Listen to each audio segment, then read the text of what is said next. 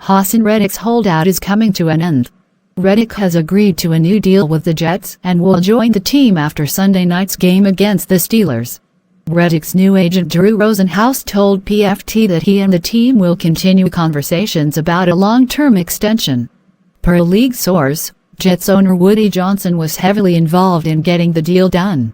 The Jets acquired Reddick in a trade with the Eagles early in the offseason, and he held a press conference with the team before holding out of mandatory minicamp and training camp. Reddick was looking for a new deal with the Eagles before the trade and requested a trade from the Jets at one point and was given permission to look for one, but the end result is that he will remain with the Jets.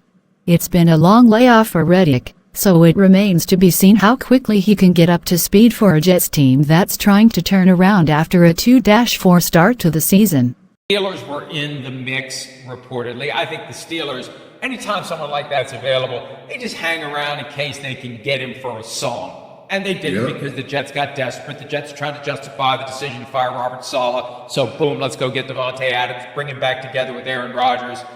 What were your thoughts on, and let's spin it forward, not just on the trade, but how Davante Adams fits? It looks like Mike Williams is the odd man out. Maybe they can trade him to Pittsburgh. Pittsburgh could use him. But it looks like it's going to be Garrett Wilson, Davante Adams, Allen Lazard as the top three going forward. And there's only one football. It's going to be an interesting distribution between running game and passing game, and especially passing game, who's going to get the targets, because Adams and Rodgers have that connection that goes all the way back to Adams' rookie year. Well, I think Adams obviously going to give him a spark. He's that guy receiver that can get open very quickly. He understands Aaron, and Aaron can just give him a head gesture, a little nod or something like that, and then they can be on the same page. But I would prefer to have two offensive linemen. Are you going to give me Davante Adams or give me two new offensive linemen? That's where I think their problem's at, Mike. It's on the offensive line, and yes, you can go get an all-pro first team all-pro, a future Hall of Famer and wide receiver.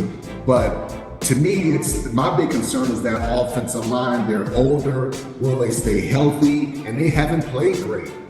So that's my big concern. Davante, he's going to affect the defense because now these guys are saying, hey, I know our offense is struggling in the red zone. They're struggling to score touchdowns. But if we create more turnovers, if we get more 3-and-outs, we'll give them more opportunities. And we will be able to score because we have Davante Adams.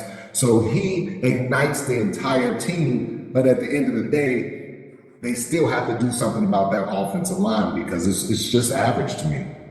Well, that's a great point. And how many times have we seen Aaron Rodgers get hit this year? He's had the knee problem. He's got the ankle problem. There was a little hamstring involvement. He's going to be 41 in early December. At some point, those hits accumulate, and there's only so much treatment you can do between Sunday and Sunday. And they've got another Sunday, Thursday coming up. They're one of the teams that have two of those, and I think it's coming up fairly soon, where they show up on Thursday night again. It's a lot of wear and tear on Aaron Rodgers, and he's getting hit a lot. We saw him get hit multiple times on Monday night, and that offensive line isn't as good as it needs to be. He needs to make quicker decisions. He needs to get rid of the football, and he can't run like he used to away from those guys. Tom Brady never had to worry about losing that ability because he never had it in the first place.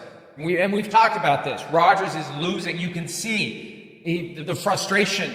He's losing that ability to move like he did, but he still has that great arm. And it should be a great game. A reunion of the 2014 NFC Championship, which was a classic between the Seahawks and the Packers.